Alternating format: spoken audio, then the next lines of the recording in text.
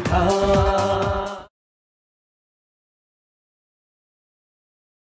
तुम्हें डरने की जरूरत नहीं है, तुम्हारे पुलिस चाचू है ना। अच्छा एक बात बताओ, जो मैं पूछूंगा वो बताओगे? अच्छा बताओ, तुम अपने अब्बू से इतना डरते क्यों? अब्बू ने मुर्तजा चाचा को चाकू से काट दिया।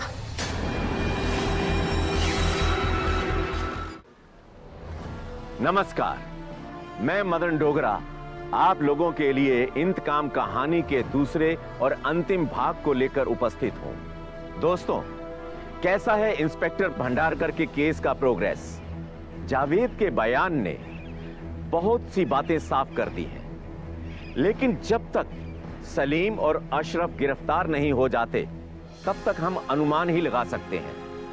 चलिए आइए देखते हैं इन्वेस्टिगेटिंग ऑफिसर इंस्पेक्टर भंडारकर इस केस के बारे में क्या सोचते हैं। मेरी समझ से आज रात सलीम के घर पर निगरानी रखो। ये तो तय है कि मुर्तजा का खून सलीम और अशरफ ने ही किया है।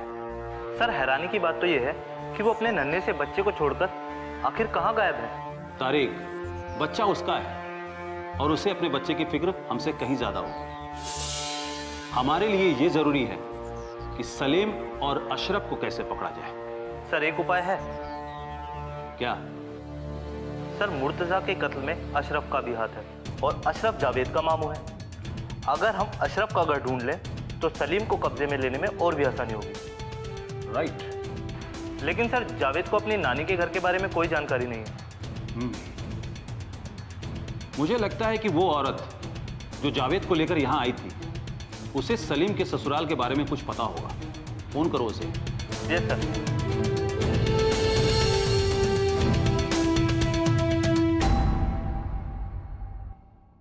हेलो, रजिया बेगम, सब इंस्पेक्टर तारिक बात कर रहा हूँ। हाँ साहब बोलिए। रजिया बेगम, सलीम का ससुराल कहाँ है? भिवंडी में कहीं है साहब, लेकिन कहाँ है ये नहीं मालूम। कोई फोन नंबर? हाँ साहब, आप नफीसा बेगम का नंबर ले सकते हैं। ये नफीसा बेगम कौन है? सलीम की बीवी है साहब। अच्छा नंबर दीजिए। 8196।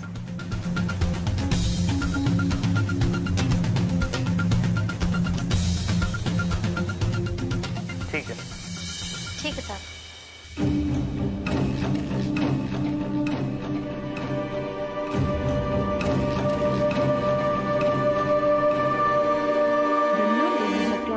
is currently switched off.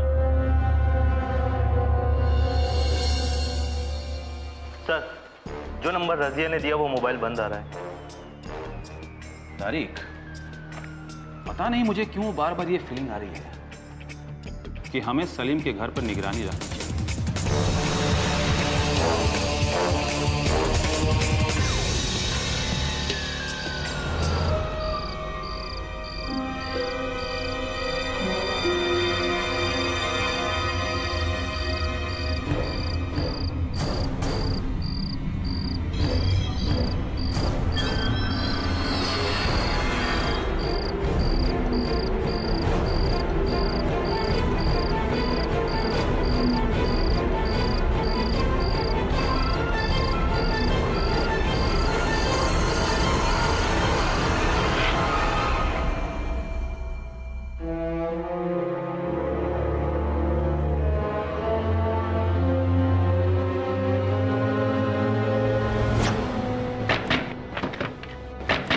इस वक्त कौन हो सकता है? पता नहीं। दरवाजा खोलो। सलीम, हमें मालूम है कि तुम और अशरफ अंदर ही हो। खोलो। सलीम, अगर भागने की कोशिश की तो मारे जाओगे। सलीम। Police, police. मैंने कहा दरवाजा खोलो। अब क्या करें? अब भाग भाग भाग भाग भाग भाग भाग दरवाजा। दरवाजा खोलो। खोलो सलीम। मैंने कहा दरवाजा खोलो, नहीं तो दरवाजा तोड़ देंगे।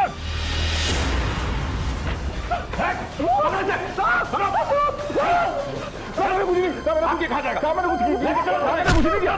मैंने कुछ नहीं किया। मैंने कुछ नहीं किया साहब।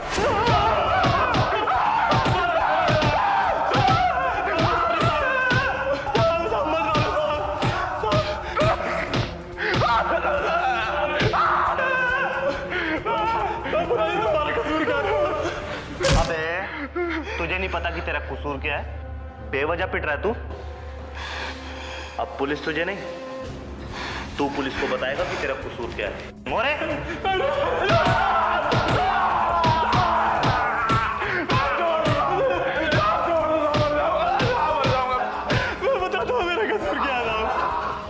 मेरा कसूर क्या? छोड़ दो, मर जाऊंगा। बता क्या कसूर है तेरा? साहब मुर्तजा का खून मैंने किया।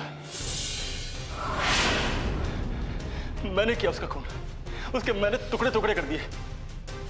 लेकिन अगर और बेरहमी की गुंजाइश होती ना तो मैं उससे और बेरहमी करता। सर उसने मेरे भरोसे को नापाक कर दिया, मिट्टी में मिला दिया। सुन, पहेलियां मत बुझा, साफ साफ बोल ताकि बात मेरे भेजे में जाए। साहब मैं सलीम का बड़ा साला हूं अशरफ। ये छोटी बहन। ऐसा क्या हो गया कि तुम साले और बहनों ने मिलकर मुर्तजा का कत्ल कर दिया? साहब, अपने वालिद और वालिदा के बाद अगर मैंने किसी की इज्जत करी तो वो है मेरी बीबी। अपनी जानकारी के अनुसार उसकी मैंने हर खुशी, हर चीज को मैंने पूरा किया। उसकी हर खुशी को मैंने अपने जिगर में संभाल के रखा। लेकिन साहब उसने मेरे साथ, साहब मैं अपनी बेगम से बेइंतहा मोहब्बत करता हूं।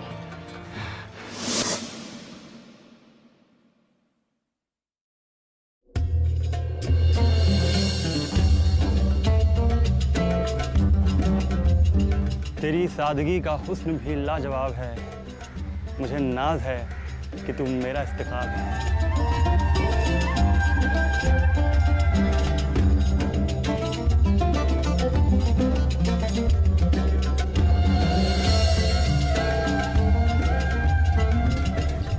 Excuse me.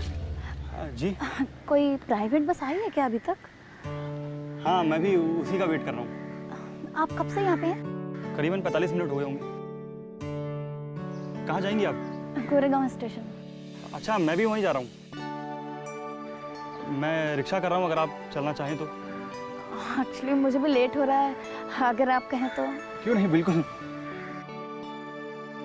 भैया भैया भैया,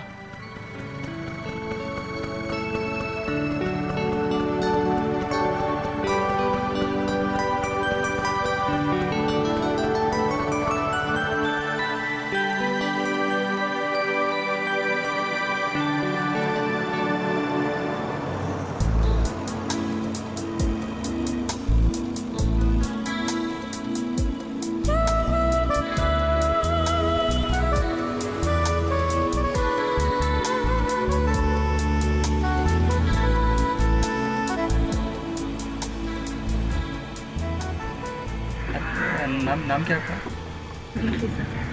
क्या खूबसूरत नाम है।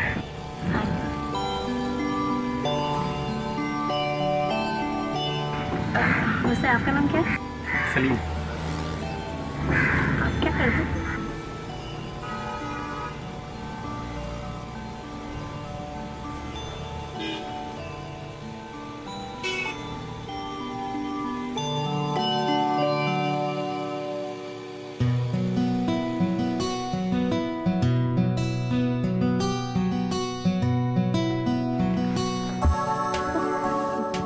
अच्छा, वैसे कब तक फ्री होती हैं आप? क्यों, वापस साथ आने का भी इरादा था क्या? अब ऐसा हो जाए तो क्या बात, पर मुमकिन नहीं है। क्यों सलीम? क्योंकि फ्री होते करीबन मुझे 7 बज जाएगा। ओके, खुदा हाफिज। खुदा हाफिज। खुदा हाफिज।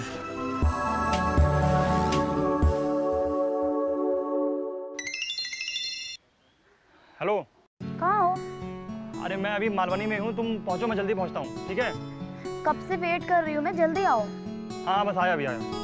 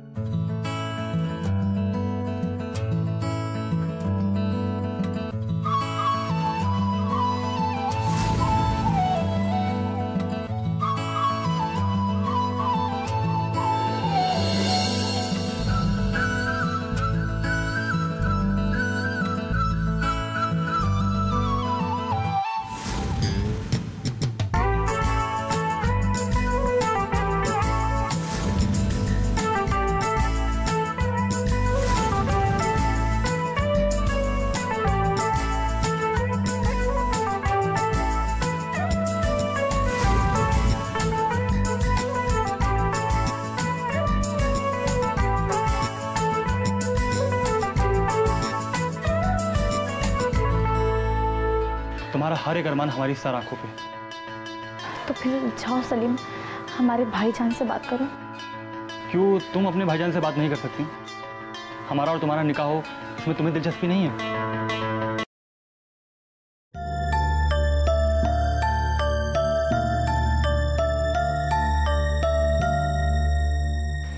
सलीम, हमें तुमसे निकाह करने में कोई एतराज नहीं है।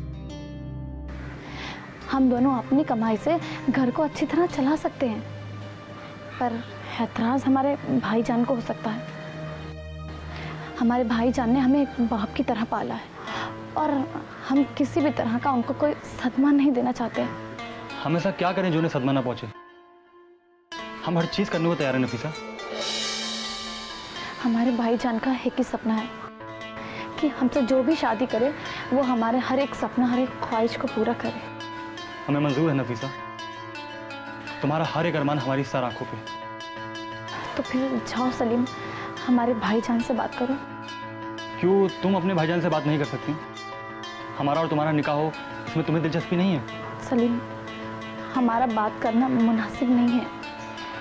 ठीक है, मैं ही भाईजान से बात करता हूँ।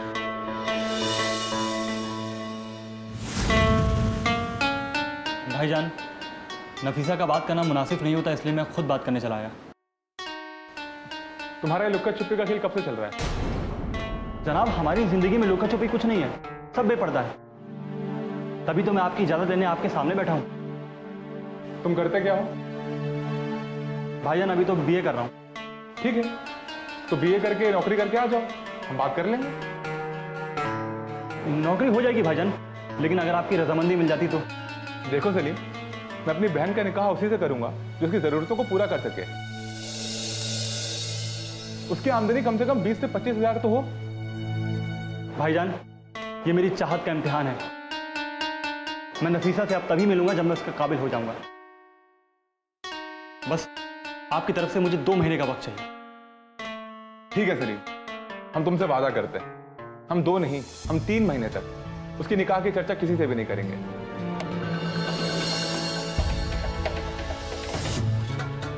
भाईजान, अब 2 महीने में या तो मैं आपके सामने खड़ा मिलूंगा या अपनी कब्र में सो रहूंगा, क्योंकि नफीसा के बिना तो मैं नहीं जी सकता। आमीन। खुदा हाफिज।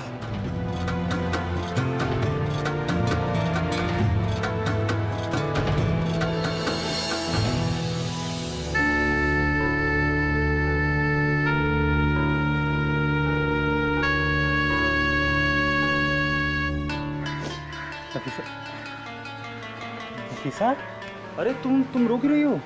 हाँ, क्या हो गया? तुम सचमुच मुझसे इतना प्यार करते हो? आज एहसास हुआ। नफीसा, मेरा मकसद प्यार का इजहार करना नहीं, प्यार को हासिल करना है। तुम्हारे जज्बात को देखकर सचमुच मैं तुम्हारी मुरीद हो गई हूँ। आज जब प्यार का एहसास हुआ तो तुमने भाईजान से 2 महीने की मोहलत ले ली। मैं तुम्हारे रास्ते का कांटा नहीं बनूंगी, लेकिन मेरी ही तुमसे एक गुजारिश है, मुझे अपने सीने से लगा के 2 महीने अलग रहने का सहारा दोगे ना?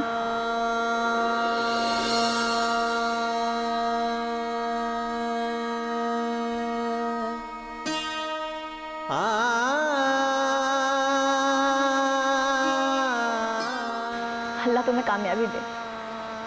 खुदा हाफिज। तुम्हारी दुआओं का असर बना रहे। खुदा हाफिज। खुदा हाफिज।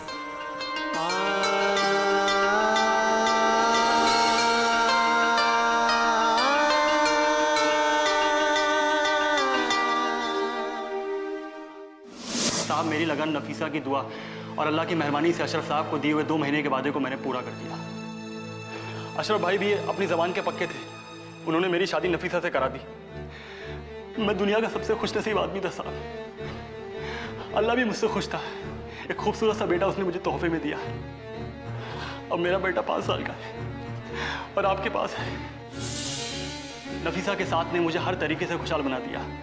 हमारी और उसकी जिंदगी बड़ी खूबसूरत गुजर रही थी, लेकिन हमारी खुशी को हमारे किसी अपने की ही नजर लग गई और आज मैं आपके सामने एक मुजरिम की तरह खड़ा हूं। जब तुम अपने परिवार की इतनी तारीफ कर रहे हो तो अचानक ऐसा क्या हुआ कि तुम्हें यह करना पड़ा? मुर्तजा मेरे खाला का बेटा है। उसकी नई नई नौकरी लगी और उसकी पहली पोस्टिंग मुंबई में हो गई। अनजान शहर में उसे अकेलापन महसूस ना हो, इसलिए एक दिन उसे अपने घर में दावत पे ले आया। अपने बड़े भाई से मिलके वो भी बहुत खुश था। धीरे धीरे उसने अपनी भाभी से तालमेल बनाना शुरू कर दिया। जब छुट्टी होती घर आता, खाना खा के चला जाता। मैं भी खुश था कि अनजान शहर में एक अपना मिल गया। लेकिन साहब सच कहते हैं कि अपना ही गद्दारी करता है। साहब उसने मेरे घर में कब सेंग भरी मुझे पता तक नहीं चला। फिर एक दिन मेरी तबीयत बहुत खराब थी तो मैं ऑफिस से जल्दी घर आ गया।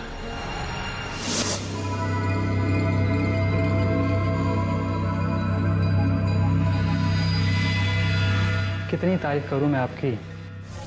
आप तो बस कमाल हो और बस कमाल हो। भाईजान से तो मुझे अब ईर्ष्या होने लगी है। क्यों? तुम्हें उनसे क्यों ईर्ष्या होने लगी है? ऐसा क्या कर दिया उन्होंने? जिस चीज को पाने के लिए उन्होंने इतने सारे पापड़ बेले, उस चीज को तुमने इतनी आसानी से पा लिया।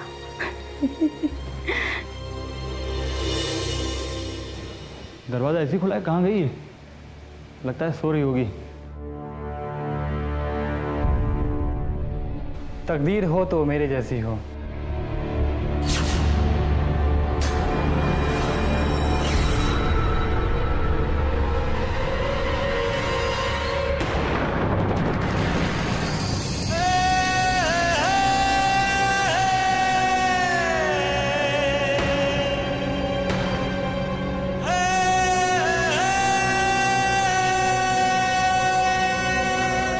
क्या चाहता है मुझसे? मदद भाईजान, ये मेरी इज्जत का सवाल नहीं, आपकी इज्जत का भी सवाल है। और मेरा कोई साथ दे ना दे, लेकिन मैं उसे मारूंगा। फिर क्या करना है?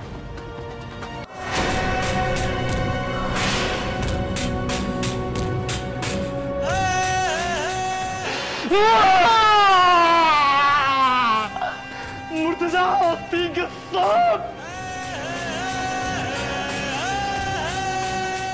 तूने सच कहा था, तेरे ऐसी किस्मत किसी की नहीं है। तूने सच कहा था।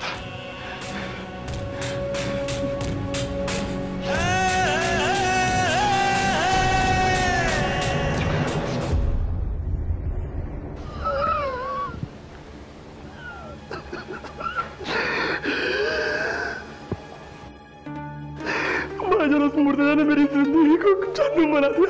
मैं जानता हूं इसमें नफीसा की कोई गलती नहीं है, उसी ने बरगलाया है। तो तेरी नफीसा कौन दूध पीती बच्ची है? उसे नहीं पता क्या सही है क्या गलत है? भाईजान मुझे नहीं पता, लेकिन उसको अपनी जान दे के इसका कर्जा चुकाना होगा। उसको जिंदा रहने का कोई हक नहीं अशरफ भाई। और अगर गलती नफीसा की भी है तो भी उसे ही बनना पड़ेगा। मैं नफीसा के बिना जिंदा नहीं रह सकता। सलीम, जो होना था वो हो गया। तू चाहता क्या ये बता? मुर्तजा को खूब चाहता हूं मैं। पागल हो गया तू? हैं? अगर पकड़ा गया ना तो जिंदगी तेरी खराब हो जाएगी। जिंदगी में बचा क्या है? और नफीसा को सजा देने का हकदार मैं नहीं हूं। हमेशा से उसे आज तक मैंने अपने से ज्यादा समझदार समझा है। उसको सजा देने की ताकत मेरी नहीं है। मेरी बहन है तो क्या हुआ? बच्चा ने तो निकली।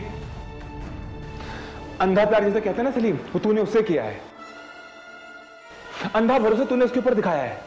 उसने तेरे जैसे नेक इंसान को चोट पहुंचाकर अपनी तकदीर पे पत्थर मारा। पत्थर। तू जो चाहता है, जैसा चाहता है वैसा ही होगा। बोल। मुर्तजा का कत्ल। क्या चाहता है मुझसे? मदद भाईजान, ये मेरी इज्जत का सवाल नहीं, आपकी इज्जत का भी सवाल है। और मेरा कोई साथ दे ना दे, लेकिन मैं उसे मारूंगा। फिर क्या करना है? मैं चाहता हूं कि नफीसा कुछ दिनों के लिए अपने अब्बू के यहाँ भिवंडी चली जाए। आज जुम्मा है, रविवार की रात को मैं उसको अपने घर बुलाता हूं।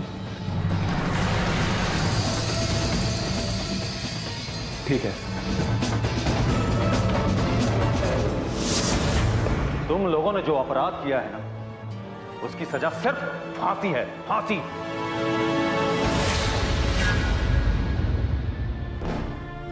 क्या नफीसा दोषी नहीं है जिसकी हरकतों से हताहत होकर सलीम ने कत्ल जैसा जघन्य अपराध किया?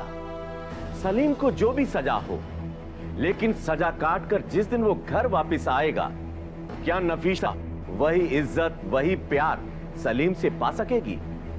क्या पूरी जिंदगी सलीम से नजरें मिला पाएगी? अगर सलीम ने दिल की जगह दिमाग से काम लिया होता तो ये नौबत ही नहीं आती, लेकिन लिखे हुए को टालना नामुमकिन है। दोस्तों, इसी के साथ आप मुझे इजाजत दीजिए और मैं आपको आगाह करता हूं, सावधान रहिए, सुरक्षित रहिए और देखते रहिए प्यार में सावधान। जय हिंद।